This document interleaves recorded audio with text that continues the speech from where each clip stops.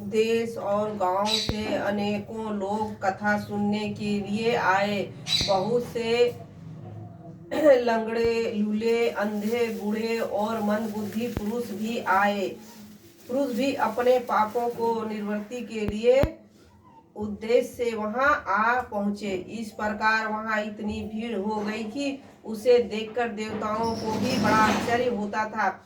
जब गोकर्ण जी व्यास गद्दी पर बैठकर कथा कहने लगे, तब वह प्रेत भी वहां आ पहुंचा और इधर उधर बैठने के लिए स्थान ढूंढने लगा। इतने में ही उनकी दृष्टि एक सीधे रखे हुए 7 गांठ के बांस पर पड़ी। उसी के नीचे छिद्र में घुसकर वह कथा सुनने के लिए बैठ गया।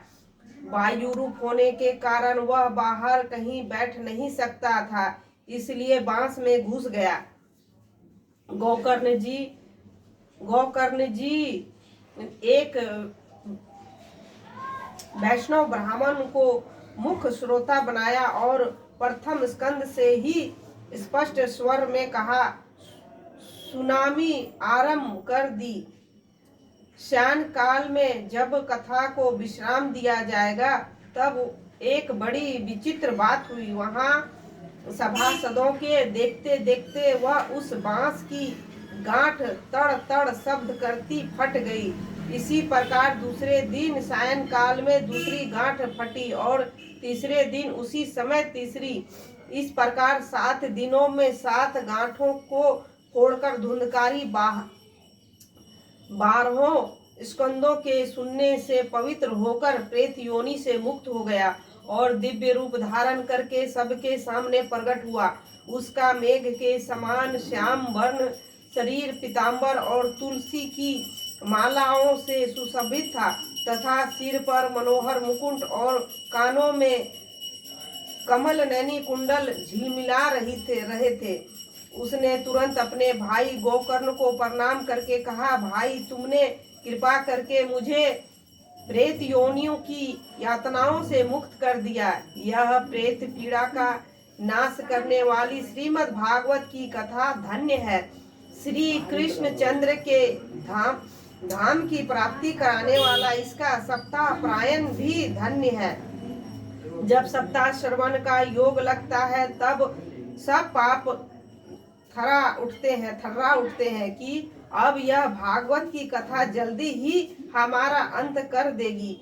जिस प्रकार आग गली सूखी छोटी बड़ी सभी तरह की लकड़ियों को जला डालती है, उसी प्रकार यह सप्ताह श्रवण मन वचन और कर्म द्वारा किए हुए नए पुराने छोटे बड़े सभी प्रकार के पापों को भस्म कर देता है। विद्वानों ने देवताओं की सभा में कहा कि जो लोग इस भारतवर्ष में श्रीमद् भागवत की कथा नहीं सुनते, उसका जन्म व्यर्थ ही है। भला मोह पूर्वक लालन पालन करके यदि इस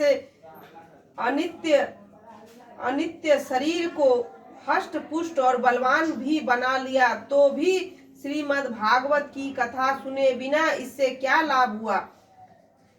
अस्थियां ही इस शरीर की आधार स्तंभ है।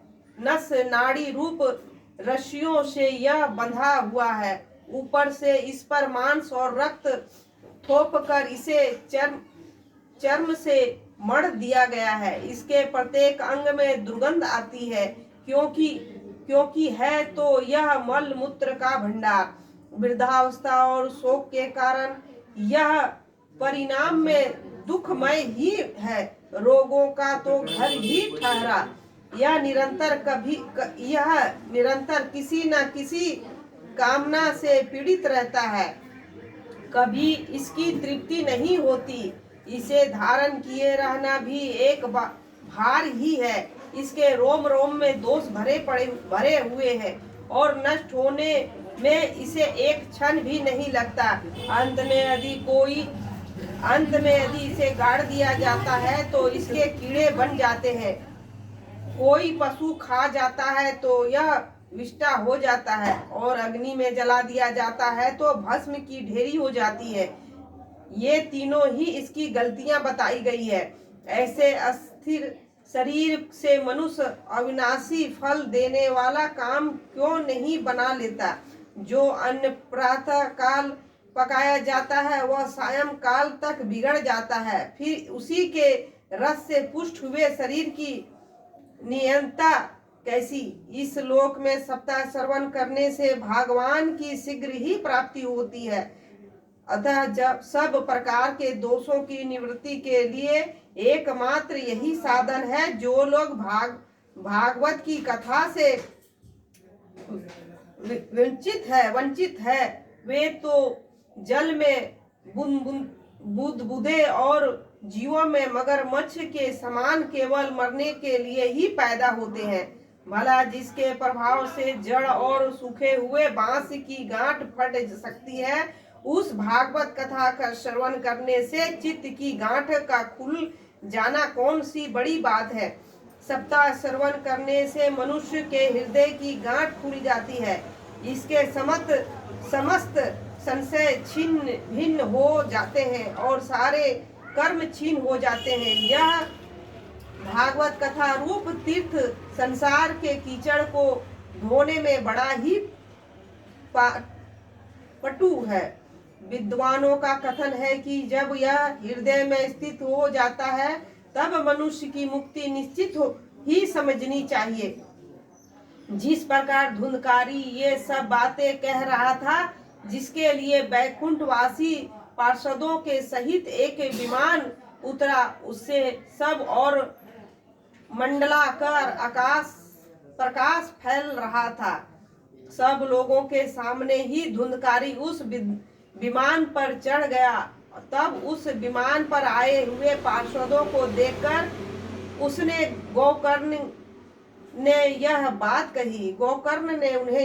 कही। गोकर्ण ने पूछा, भगवान के प्रिय पार्षदों, यहाँ तो हमारे अनेकों शुद्ध हृदय श्रोतागण हैं, उन सभी के लिए आप लोग एक साथ बहुत से विमान क्यों नहीं लाए? हम देखते हैं कि यहाँ सभी ने समान रूप से कथा सुनी, फिर फल में इस प्रकार का भेद क्यों हुआ, यह बतलाइए। भगवान के सेवक ने कहा, ये मानद, इस फल भेद का कारण इसके श्रवण का भेद ही है। यह ठीक है कि श्रवण तो सबने समान रूप से ही किया, किंतु इसके जैसा मनन नहीं किया। इसी से एक स्थान भजन करने पर भी उसके फल में भेद रहा। इस प्रेत ने 7 दिनों तक निराहार रहकर श्रवण किया तथा सुने हुए विषय का स्थिर चित्त से यह खूब मनन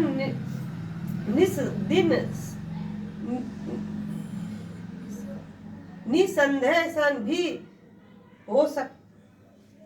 भी करता रहा। जो ज्ञान दृढ़ नहीं होता वह व्यर्थ हो जाता है। इसी प्रकार ध्यान न देने से, श्रवण का संदेह से, मंत्र का और चित्त के इधर उधर भटकते रहने पर जप का भी कोई फल नहीं होता। वैषम्यहीन देश अपात्र को कराया हुआ श्राद्ध का भोजन, अहोत्री को दिया हुआ दान एवं आचारहीन कुल, इस सब का नाश हो जाता है। गुरु वचनों में विश्वास, दीनता का भाव, मन के दोषों पर विजय और कथा में चित्त की एकाग्रता इत्यादि नियमों का आदि पालन किया जाए तो श्रवण का यथार्थ फल मिलता है। यदि ये श्रोता फिर से श्रीमद् भागवत की कथा सुने और निश्चय ही सबको वैकुंठ की प्राप्ति होगी। और गोकर्ण जी, आपको तो भगवान स्वयं आकर गोलोक धाम में ले जाएंगे। यह कहकर वे सब पार्षद हरि कीर्तन करते हुए वैकुंठ को चले गए।